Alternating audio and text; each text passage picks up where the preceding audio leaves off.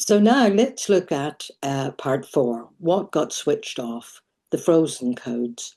Some parts of your ancestors had to shut down just to survive. Like my ancestors were around in the famine. There was quite a big famine in the west of Ireland, and many people died. Many more emigrated to America and around the world. And that's how come there's so many Irish people in America, because they went there to survive. And but the shutdown that those who stayed, and clearly that the fact that I'm here, uh, I had ancestors who survived, and that I resulted from that. So this code is the code that hits people the hardest. Frozen codes are traumatic material that absolutely got switched off because it was too overwhelming to integrate. And pretty well most people in their lineage, because most people who are watching this had grandparents or great grandparents who were in the last World War, or returned from the last World War. Most families and countries were affected by it one way or the other.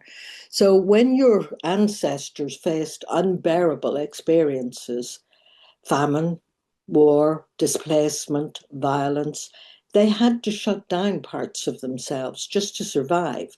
It was just so awful for them. They just had to shut down, and that trauma got passed on.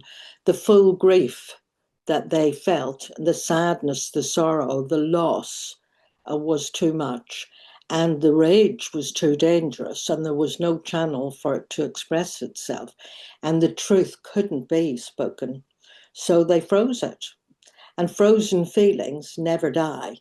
They go on and on. And when the person dies, their energy field passes on to the next generation and the next generation. And when it's not processed, it's not integrated, it just passes on to another generation. It gets handed down.